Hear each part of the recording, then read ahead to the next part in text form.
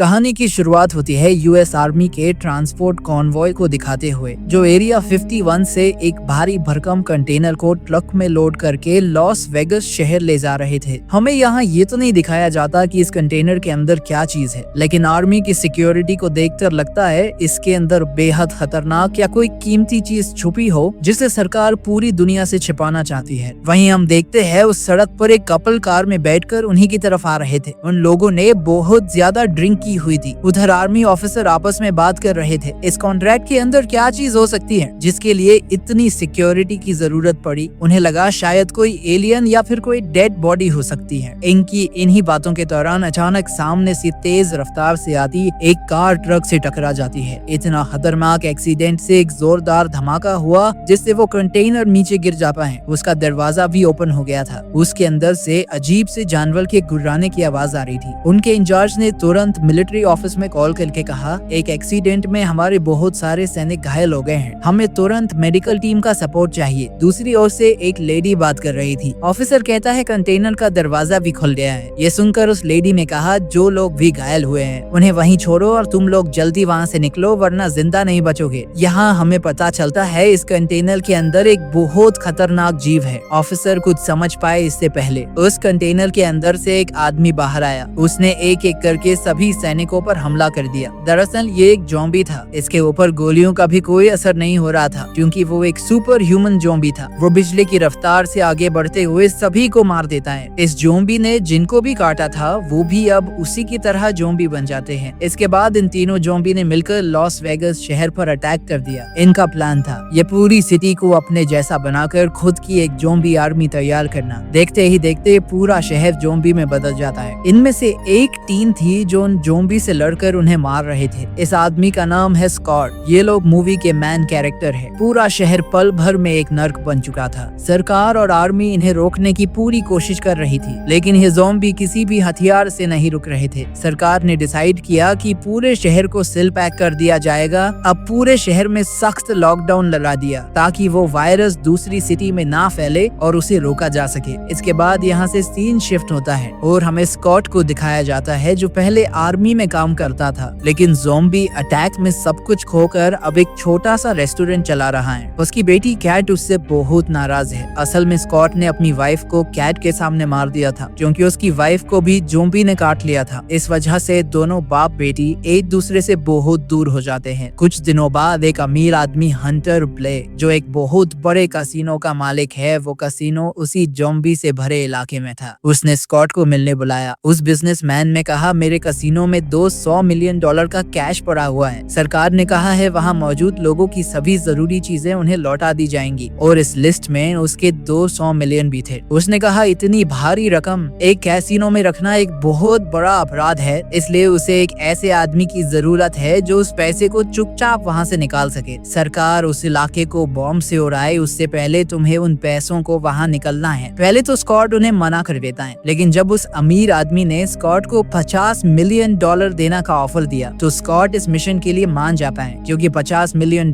उसकी लाइफ बदल सकते थे। उसकी अपनी जिंदगी भी कई मुश्किलों से चल रही थी। उस आदमी ने स्कॉट को एक नक्शा भी दिया और कहा कि पैसे निकालने के लिए तुम्हारे पास सिर्फ 36 घंटे का टाइम है। तुम चाहे कुछ भी करो, जितने लोग चाहिए ले जाओ, बस उन पैसों को किसी तरह यहाँ ले आओ। वहीं दूसरी ओर हमें स्कॉट की बेटी कैट को दिखाया जाता है जो एक सोशल वर्कर थी। कैट शहर के बाहर बने रिफ्यूजी कैंप में काम करती है जहाँ बेघर लोग रहते हैं। वहाँ केट की मुलाकात गीता से हुई जिसकी 2 बेटियां थी। कैट ने गीता से कहा, तुम्हें कुछ भी जरूरत या मदद चाहिए हो मुझे बोल देना। तब गीता ने कहा, मुझे कुछ पैसे चाहिए, इसके लिए मैं लॉस वेगस शहर के अंदर जाना चाहती हूँ, वहाँ से थोड़े पैसे लेकर मैं वापस आ जाऊंगी। इस बात पर केट ने गीता को साफ मना कर दिया क्योंकि केट जानती थी शहर के अंदर हालात बेहद खतरनाक है। पूरा इलाका ज़ॉम्बी से भरा पड़ा था। इस बीच स्कॉट अपनी एक टीम बना रहा था जिन लोगों ने उसकी पहले भी मदद की थी। इस टीम के अंदर शामिल थे मोरिया क्रूज वेंडरो, एक हेलीकॉप्टर पायलट मैरियन, एक German locker opener, blood bag और माइकी नाम का शार्प शूटर जो सोशल मीडिया पर ज़ॉम्बी किलिंग के लिए फेमस है। ये 6 लोग अब उस गैंगस्टर से मिलने गए। गैंगस्टर ने उन्हें बताया कि वेगस सिटी में घुसने के बाद तुम्हें कसिनो तक पहुंचने के लिए सबसे पहले उन ज़ॉम्बी से निपटना होगा और ये तुम लोगों के लिए कोई बड़ी बात नहीं है। इसके बाद कसिनो पहुंचने के बाद वो लड़की जो पायलट है वो हेलीकॉप्टर में फ्यूल भरकर उसे रेडी करेगी। ब्लड ब्लड बैग जो लॉक खोल सकता है वो तिजोरी खोलेगा। बाकी लोग वहाँ से पैसे निकालकर वापस बिल्डिंग की छत पर आ जाएंगे जहाँ पायलट उनका इंतजार कर रही होगी। इसके बाद सभी हेलीकॉप्टर में पैसे रखकर वहाँ से निकल जाएंगे। अमीर आदमी उनके साथ अपने एक असिस्टेंट को भी भेजता है ताकि वो हर चीज पर नजर रख सके। इसके बाद स्कॉट अपनी बेटी के पास गया। स्कॉट ने उसे कहा, केट मुझे तुम्हारी कुछ मदद चाहिए, लेकिन उसकी बेटी अब भी उससे नाराज थी। स्कॉट ने कहा, अगर तुम्हारी मदद से मेरा काम हुआ तो मैं तुम्हें $15 मिलियन दूंगा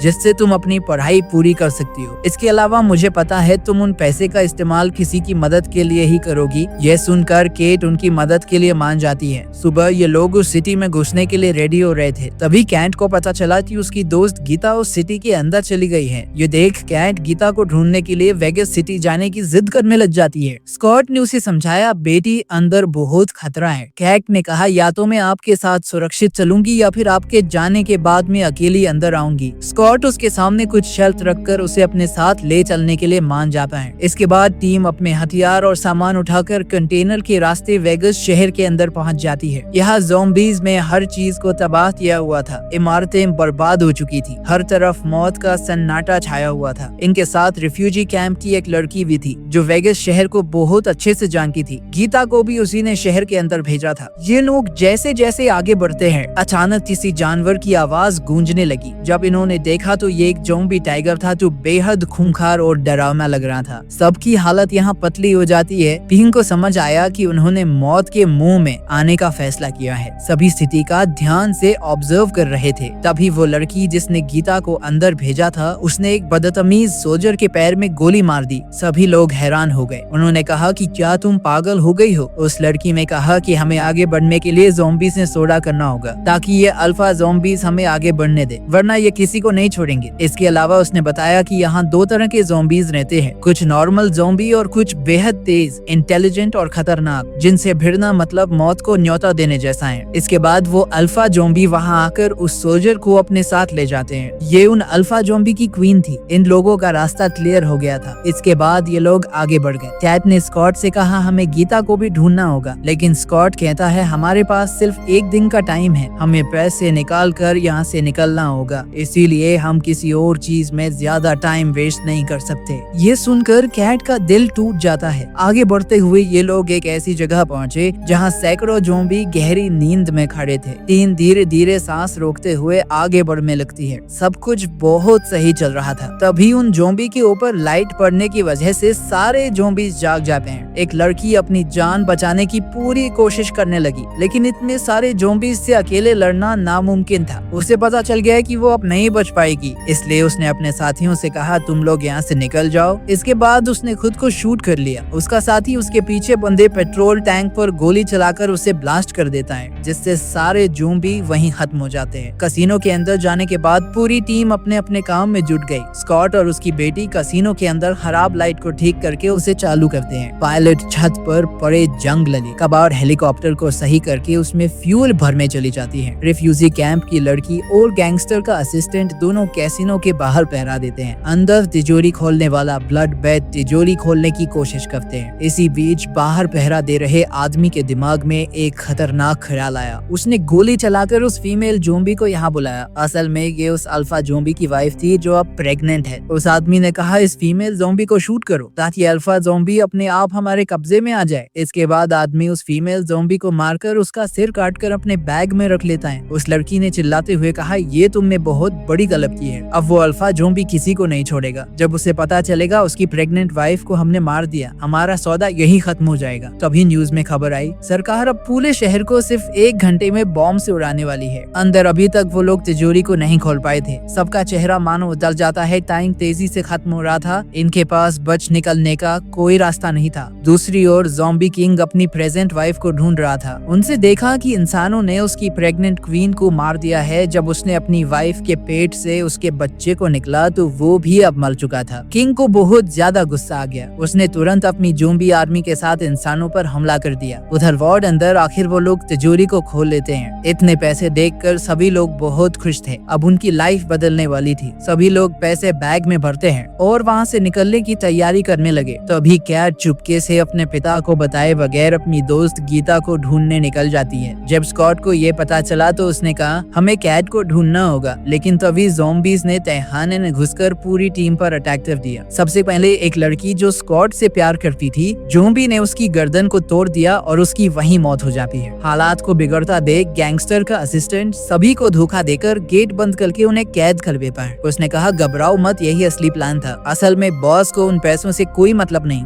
बॉस को सिर्फ ज़ॉम्बी क्वीन का सेल चाहिए ताकि वो पूरी ज़ॉम्बी आर्मी को कंट्रोल कर सके। ये कहकर वो बैग लेकर वहाँ से चला जाता है, लेकिन जब उसने बाहर जाकर बैग खोला तो बैग में क्वीन का सिर नहीं बल्कि मनी काउंटिंग मशीन पड़ी थी, जिसे देखकर उसका दिमाग हिल गया। तभी अचानक वहाँ ज़ॉम्बी टाइगर आकर उसे बेरहमी से मार देता है। दूसरी ओर कैट गीता को ढूंढ रही थी, तभी उसके सामने वही सिक्योरिटी ऑफिसर जो अब ज़ॉम्बी बन गया था वहाँ आ गया। इधर बचे हुए लोग किसी तरह बिल्डिंग की छत तक पहुँचे, जहाँ वो अल्फा ज़ॉम्बी भी आ गया था। अल्फा ज़ॉम्बी उन पर हमला करने ही वाला था। तभी उस लड़की ने तुरंत ज़ॉम्बी की वाइफ का सेल उसके सामने रख दिया, जिसे देखकर वो ज़ॉम्बी रुक जाता है। स्कॉट अब हेलीकॉप्टर में चढ़ गया। जैसे ही उस लड़की का ध्यान भटका, अल्फा ज़ॉम्बी ने उस पर हमला कर दिया। उसे समझ आ गया कि वो अब नहीं बचेगी। जाते जाते उसने क्वीन ज़ॉम्बी के सिर को नीचे फेंक दिया, जिससे वो भी अब खत्म हो जाती है। गुस्से में आकर अल्फा ज़ॉम्बी उस लड़की को भी मार देता है। इसके बाद स्कॉट अपनी बेटी को बचाने के लिए निकल गया। उधर कैट और गीता उस बिल्डिंग से भागने ही वाले थे, तभी ज़ॉम्बी किंग अपनी पूरी आर्मी को लेकर वहाँ पहुँच गया। वो कैट को गीता को मारे, तभी स्कॉट वहाँ आकर उन्हें बॉम्ब से उड़ा देता है। अब स्कॉट,